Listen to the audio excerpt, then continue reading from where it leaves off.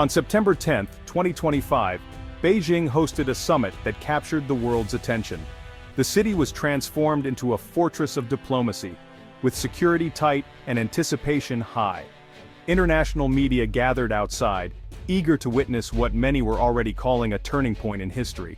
Leaders from China, Russia, and North Korea stood united on the world stage, their presence signaling a dramatic shift in global power. Their handshake was more than symbolic. It was a clear message that a new era of cooperation was beginning, one that would challenge the old order. The absence of an American president was impossible to ignore. The empty chair, once reserved for the world's most powerful leader, now stood as a silent testament to changing times. This was more than a diplomatic meeting. It was a declaration that the world's center of gravity was moving east. Conversations were intense, and agreements were being forged without the traditional oversight of Washington.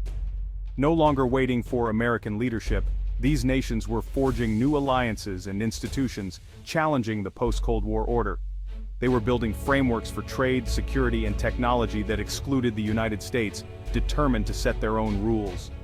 The days when the US could summon the world's powers with a phone call were over. Decisions were now being made in rooms where the American voice was absent, and new priorities were taking shape. America's economic and military dominance had faded into the background. Once the architect of global systems, the US now watched as others took the lead, its influence waning in both visible and subtle ways. The summit marked the rise of a multipolar world, with power diffusing beyond Washington's reach. New voices were being heard, and a broader coalition was shaping the future, reflecting a more diverse and complex global landscape. The empty chair in Beijing became a symbol. America's centrality was eroding, replaced by a new, assertive coalition. The world was no longer waiting for American approval. It was moving forward on its own terms. The world hadn't stopped turning. It had simply found a new axis. Ambitious infrastructure projects, new trade routes, and innovative partnerships were now centered in Asia, reflecting the continent's growing influence. The message was clear. The era of American indispensability had ended. As leaders departed, the world stepped into a future where power was shared, and the rules were being rewritten by a new generation of global actors. Not long ago, Donald Trump believed his personal relationships could reshape global politics. He touted his rapport with Xi Jinping and Kim Jong-un, convinced that his deal-making could solve old conflicts. But handshakes and photo ops didn't yield lasting results. Trade wars with China escalated, and North Korea's love letters faded into silence. When national interests clashed, personal ties dissolved, exposing the limits of Trump's approach. America First policies, tariffs, sanctions, and unilateral moves erased any goodwill. Xi and Kim, once Trump's friends, now found common cause with Putin, building alliances to counter US pressure. The lesson for the world: US relationships could be transactional and fleeting. Durable partnerships, not personal chemistry, would shape the new order. America's reliance on personal diplomacy left it isolated as rivals united. The Beijing summit marked a historic turning point, representing the culmination of years of careful strategic alignment among China, Russia, and North Korea. What began as cautious diplomatic overtures had evolved into a robust partnership, with each nation recognizing the value of unity in the face of mounting global pressures. The Shanghai Cooperation Organization, once viewed as a modest regional forum, had now transformed into a powerful platform for these nations to coordinate their policies and project their collective influence far beyond Eurasia. The SCO's growing membership and agenda signaled a shift in the balance of power. Their newfound unity posed a direct and unprecedented challenge to Washington's long-standing strategy of isolating its adversaries. The world watched as the traditional lines of global power began to blur. Putin's formidable military clout, Kim's unwavering defiance, and Xi's vast economic power now formed a bloc that was more than the sum of its parts. Together, they could leverage military, political, and economic tools in ways that no single nation could achieve alone. This new axis openly opposed American unilateralism, challenging not only the dominance of the US dollar and sprawling military bases, but also the very idea of a single superpower dictating global affairs. By meeting together on the world stage, these leaders offered a compelling alternative to the US-led order, signaling to other nations that a different path was possible, one based on multipolarity and mutual respect. The so-called Beijing Consensus, emphasizing state sovereignty, non-interference, and mutual benefit, was not just rhetoric, but a new model for international relations, now on full display for the world to see. Ironically, Trump's hardline policies intended to divide and weaken these nations had instead driven them closer together, accelerating their cooperation and resolve. North Korea, once isolated and vulnerable, now enjoyed unprecedented security guarantees and economic backing from its powerful neighbors, opening doors to new trade and development opportunities. The message was clear. U.S. pressure campaigns and sanctions would no longer be effective tools of coercion. The era of unchallenged American dominance was being openly contested. A consolidated bloc was now actively rewriting the rules of global power, forging new trade routes, energy partnerships, and security pacts that bypassed traditional Western institutions. The world was witnessing the unmistakable rise of a new anti-hegemonic coalition, one that promised to reshape the international order for years to come. America first aimed to restore U.S. strength through tariffs and sanctions. Instead, it drove allies and adversaries alike to seek alternatives. Unpredictable trade policies made America an unreliable partner, prompting others to diversify and pursue autonomy. Sanctions, once a powerful tool, now incentivized rivals to build systems immune to U.S. pressure. China and Russia developed their own payment networks, weakening the dollar's grip. America's aggressive tactics eroded its alliances and global economic leadership.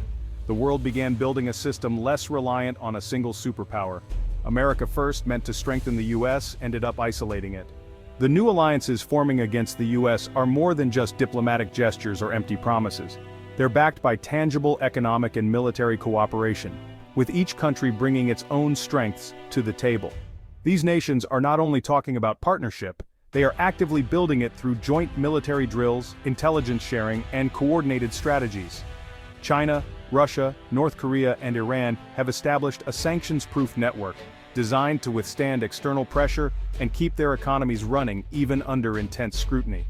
When one member is targeted by Western sanctions, the others step in to provide economic aid, military resources, or diplomatic cover, blunting the impact of U.S. measures and ensuring no partner stands alone. North Korea, for example, survives largely on Chinese support, receiving food, fuel, and goods that help it defy American pressure and keep its regime stable. Russia, heavily sanctioned over its actions in Ukraine, now relies on Chinese energy purchases, technology transfers, and currency swaps to keep its economy afloat and its government funded. Iran, long cut off by the West, has found a lifeline in China, selling oil, signing strategic agreements, and gaining access to global markets through alternative routes. This mutual support system has made U.S. sanctions far less effective than before, as these countries share resources, technology, and markets, creating a buffer against Western economic warfare. By bypassing the dollar, trading in their own currencies, and building independent financial systems, they insulate themselves from Western banks and sanctions, making it harder for the U.S. to exert control. The result is clear. America's ability to police the global system is fundamentally challenged, as alternative trade routes and financial networks grow stronger every year. Sanctions, once a tool to isolate, now serve to unite America's rivals, forging a new axis of cooperation and resistance. The axis of sanctioned states is not a temporary alliance, it's a durable network, reshaping the global balance of power and here to stay. The US dollar's reign as the world's reserve currency is under threat. Aggressive use of sanctions has made reliance on the dollar a liability for many nations. China, Russia, and Iran now conduct more trade in their own currencies, building parallel financial systems. Projects like the Power of Siberia pipeline settle payments in rubles and yuan, not dollars. Even U.S. allies are exploring alternatives to shield themselves from American financial power. The rise of digital currencies, especially China's digital yuan, accelerates this shift. The world is moving toward a multipolar financial system. As more trade bypasses the dollar, U.S. sanctions lose their bite. America's control over global capital flows is slipping away. The era of dollar dominance is fading, and with it, a key pillar of U.S. power. While the U.S. focused on tariffs and military might, China played a longer game. The Belt and Road Initiative is connecting continents, placing China at the heart of global trade. By funding infrastructure with few political strings, China wins influence across Asia, Africa, and Latin America. Developing nations prefer China's approach: no lectures, just investment. This economic outreach is matched by rapid military modernization. China's growing navy and advanced weaponry back up its ambitions. The contrast is stark. America reacts, China builds. US foreign policy has become transactional, China's is strategic and long-term. As America tries to preserve the old order, China is busy constructing a new one.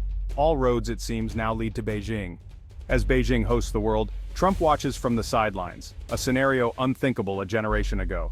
America's traditional tools, sanctions, the dollar, military might, are losing their edge. The US is now one great power among several, not the sole superpower. New alliances and economic systems are forming beyond America's control. The world is more fragmented, competitive, and unpredictable.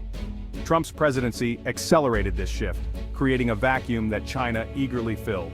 The challenge for America is to adapt, build coalitions, invest in competitiveness, and offer a compelling vision. The future is multipolar, with rival power centers and contested norms. The era of unquestioned American dominance is over. America must learn to compete and cooperate in a world it no longer leads alone. The empty chair in Beijing is a warning. The world is watching to see how America responds.